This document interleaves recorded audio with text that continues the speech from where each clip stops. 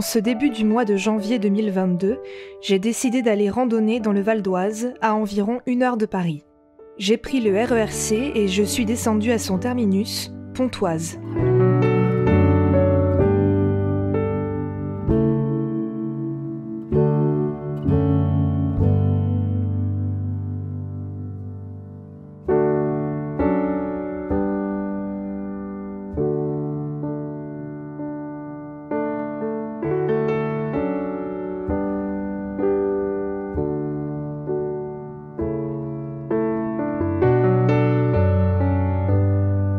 Muni de mon topo-guide, j'ai choisi un circuit de petites randonnées qui traverse en partie le parc régional du Vexin.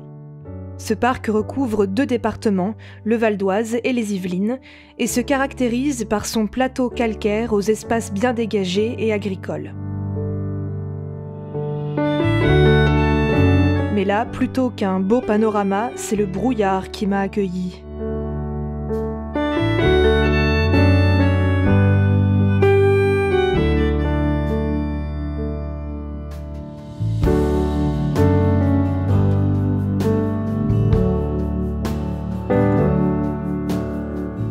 C'est pour l'instant très brumeux, hein.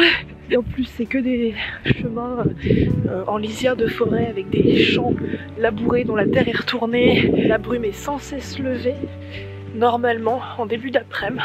J'espère qu'elle se lèvera effectivement. Bon, ça me fait du bien de marcher dans la nature quand même, mais bon, c'est pas lugubre, c'est pas le mot, mais c'est un peu tristoun quoi.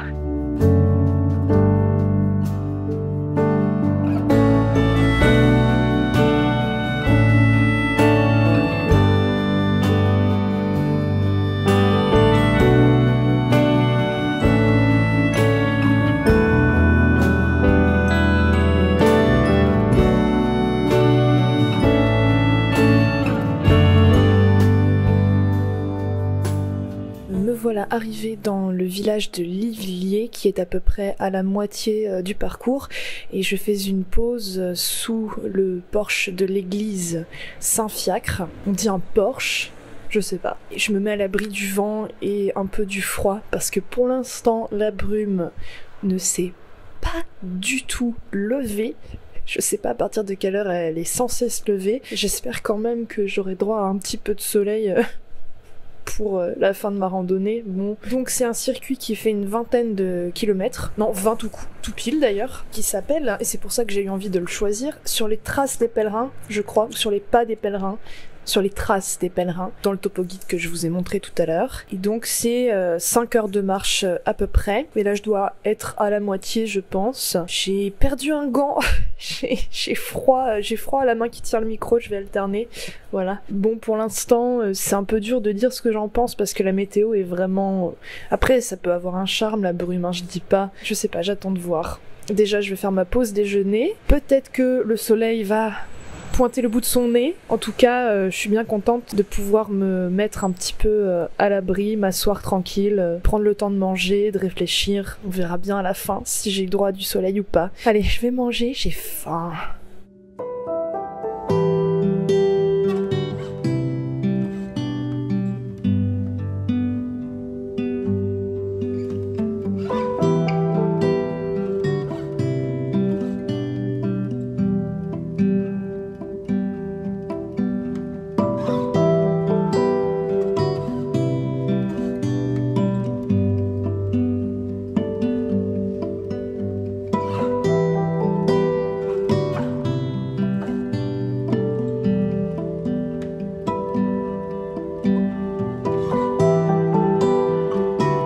L'impression qu'il y a une petite éclaircie par là-bas, je veux y croire. Voilà, je vois bien le village à l'horizon.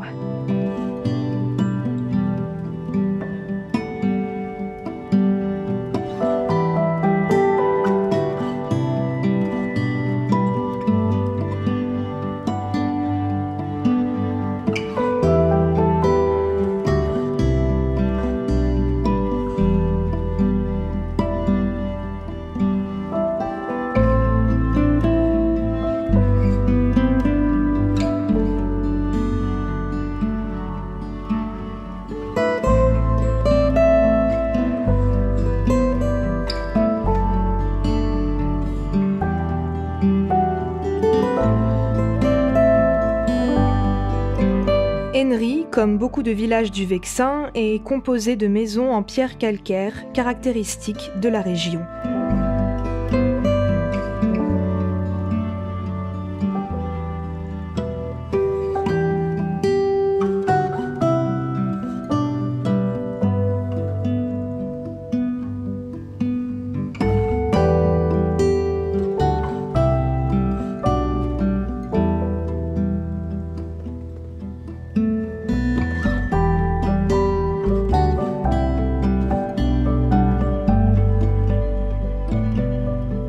Enfin, la brume s'est levée.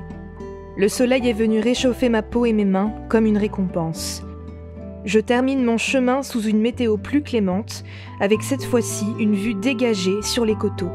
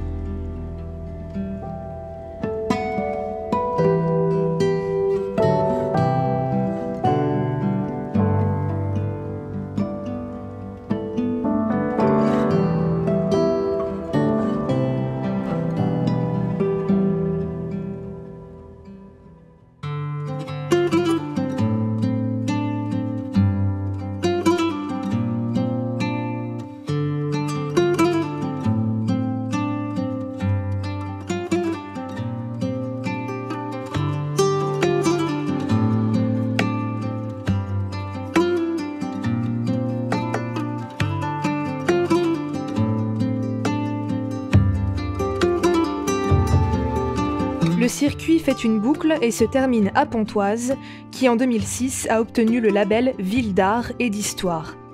En plus de ces monuments historiques, comme l'église Notre-Dame, la cathédrale Saint-Maclou ou l'ancien hôpital Saint-Jacques, une confrérie regroupant d'anciens pèlerins de Compostelle, Pontoise a accueilli de nombreux peintres tels que Camille Pissarro, Paul Cézanne ou William Turner. Une raison de plus pour visiter cette jolie ville.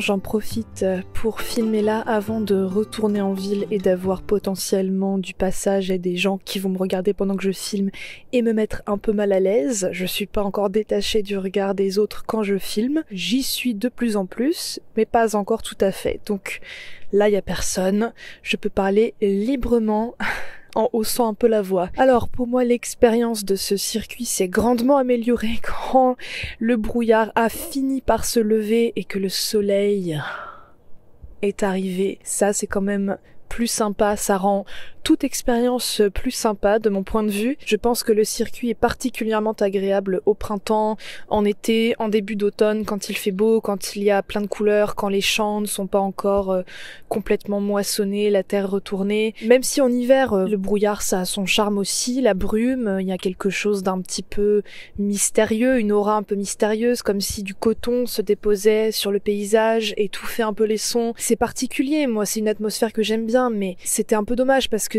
j'avais choisi exprès un circuit qui est sur les coteaux pour avoir à la fois du soleil, parce que en hiver c'est quand même pas mal d'avoir du soleil, et puis pour avoir un panorama sur le Vexin. Et ben au tout début j'avais pas du tout droit à ça.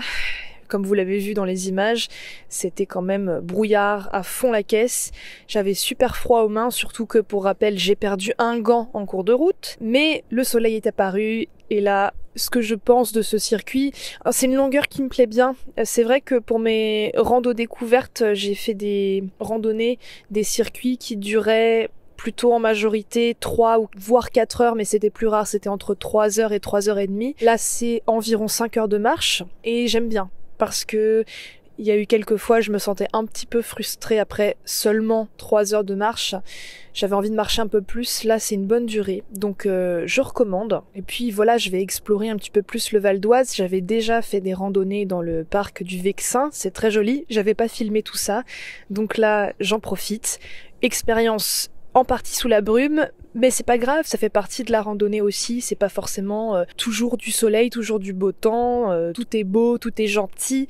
La randonnée, c'est aussi dépasser ses limites, et puis qui regarde trop la météo ne part jamais en rando, ou ne revêt jamais son sac à dos. J'avais prévu de faire cette randonnée aujourd'hui, je savais que la météo allait quand même s'améliorer, ça m'a pas empêché de partir. Oui, je me les suis caillés. Oui, la brume, c'est vrai qu'à un moment donné, c'est un peu chiant, mais j'ai bien profité. Là, j'ai le soleil dans la gueule et ça fait super plaisir. J'espère que cette vidéo vous a plu. Si jamais vous avez des endroits à me recommander dans le Val d'Oise ou ailleurs en Île-de-France, n'hésitez pas à me laisser un commentaire, je serais très intéressée de le lire. Et puis si ça vous rend curieux de visiter l'Île-de-France, si vous ne connaissez pas, eh ben j'en serais la première ravie, parce que je pense que c'est une région sous-cotée, comme je l'ai déjà dit dans d'autres vidéos, sous-cotée en termes de paysage, de nature, alors qu'en fait c'est un terrain de jeu assez fou, et on connaît l'Île-de-France que par Paris et sa banlieue, c'est un petit peu dommage. Si vous avez aimé cette vidéo, je vous invite à laisser un pouce en l'air qui me fait à la fois très plaisir et qui en même temps aide pour le référencement de ma chaîne. Si vous n'êtes pas encore abonné à ma chaîne, le bouton s'abonner est juste en dessous, vous avez simplement à cliquer, c'est gratuit, c'est rapide, et je serais ravie de vous compter parmi les membres de plus en plus nombreux de ma communauté, si je puis me permettre. Et vous pouvez également cliquez sur la petite cloche pour avoir une notification de quand une nouvelle vidéo sort. En tout cas, j'espère que vous allez bien, que vous vous portez bien. Le prochain épisode de Rando Découverte sera dans le parc des Calanques, dans le sud-est. Vous savez de quoi parlera le prochain épisode. Ça promet. Allez, je vous laisse et je vous dis à lundi prochain pour une autre vidéo.